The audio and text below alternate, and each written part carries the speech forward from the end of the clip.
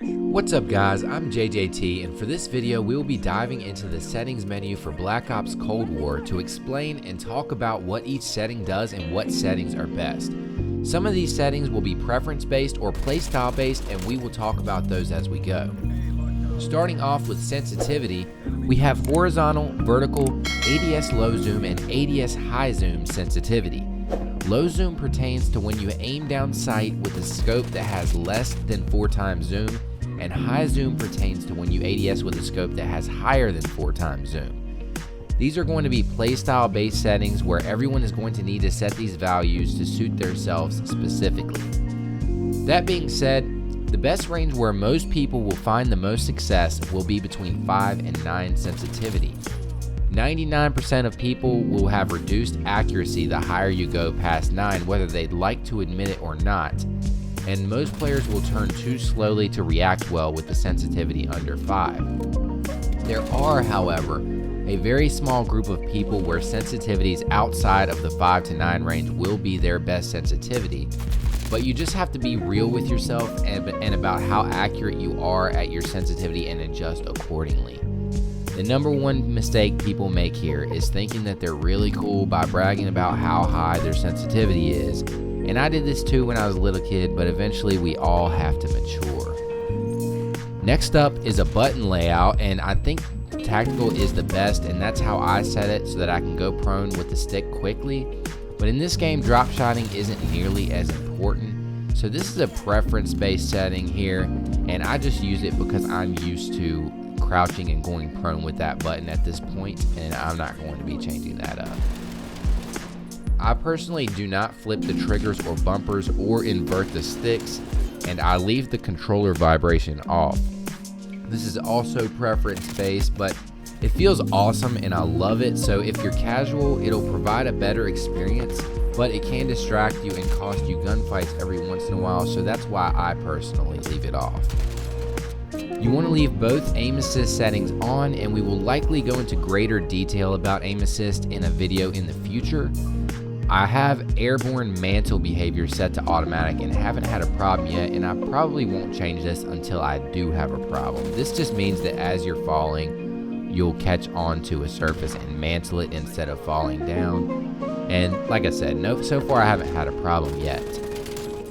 My ADS and steady aim behavior I set to hold because it just feels natural for me, and this is also preference based. This is the way we've been used to having it in Call of Duty, and it's what feels natural for me personally. Armor behavior I have set to apply 1 because you can apply all by holding this anyway, or you can apply 1 at a time in case something happens. When we move on to attack vehicle control mode, I have this set to alternate. I haven't used vehicles yet, but aim based makes it so you turn wherever you're looking, whereas alternate should allow you to look around while driving in whatever direction you want at the same time, and this is how I like to have mine set up. I don't mess with the stick layout personally, but next up is Deadzone, which in this game is called stick minimum input threshold. You want this to set as low as you can without experiencing stick drift. You can do this by going in game and setting it to 0, and if your aim drifts or if your character moves without you touching the controller, then you need to raise the values pertaining to whichever occurred until you eliminate that drift. This will vary from controller to controller, and I usually set mine 2 or 3 settings above where my drift ends, so that way I can make 100% sure I don't get any drift in game affecting my aim.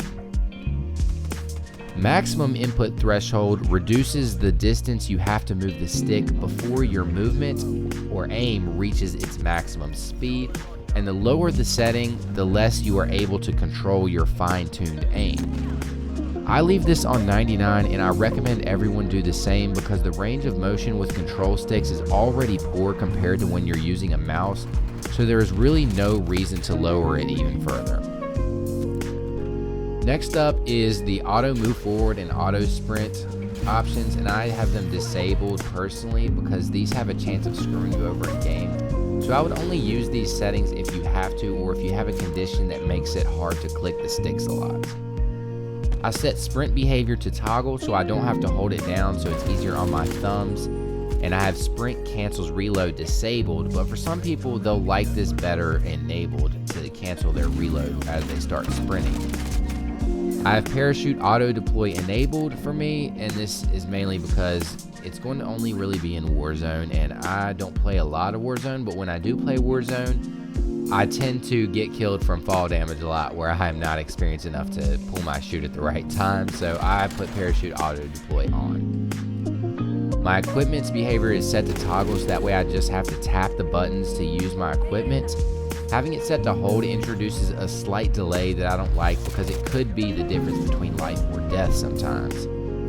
My interact and reload behavior is set to prioritize reload, so that way I only have to tap X to reload, and I can also just tap X to interact with things. But if there's a reload option or interact option at the same time, then tapping X will prioritize reloading, and I can still hold X to interact instead. Moving on to graphics, we have the safe area, which I have set as far inward as possible, so that way my HUD is as tight as possible so I don't have to look as far away to gather information. I don't have any of the colorblind modes active, and when we look at field of view, this is how wide your vision is in game. You can widen it by increasing this, which will put more strain on your console the higher you go, but this will allow you to have better peripheral vision. The trade-off is that the further you increase this, the more zoomed out your screen becomes, also making it harder to see in the distance. This will also make it look like you're moving faster than you are as well, and some people like that attribute. They see this on YouTube videos sometimes with PC players and they wonder how they're running around so fast. This is usually why, because their field of view is set higher. The lower this setting is, the less peripheral vision you have and the more zoomed in the screen will appear, making it easier to see in front of you but decreasing your vision to the sides. I personally have left this setting to default, but I'm going to mess with it in the future to see what is best for me, and I suggest that everyone else do the same. Try a higher and try a lower and see which one of them is better for you. I have my ADS field of view set to independent. If this is set to affected, then when you ADS, the zoom will be based on your field of view setting. And if it is set to independent, it will zoom you into the default setting no matter what your field of view setting is. If your field of view is higher than default, then I recommend having this on independent, so that way when you ADS, you zoom in a lot farther and are able to see your target much better while still having that great peripheral vision while you're not aimed down sight. When we move on to brightness, I have mine set to 60, and this is for a little extra vision without whitewashing the graphics too much. I don't like to set it super high. And when we look at split screen orientation, this is only going to affect you when you're playing at home with another friend on the same TV, and it just affects how your screen splits.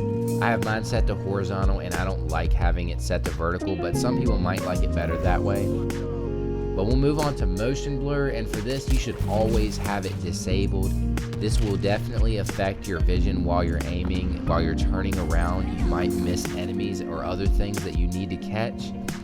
It's just like a cool little cinematic kind of setting for casual players, but if you want to maximize how well you're going to do in game, you want to disable that so that you're not getting all that motion blur while you're turning around. In the audio settings, I have all volumes maximized except music volume so I can hear footsteps and game audio as well as I possibly can.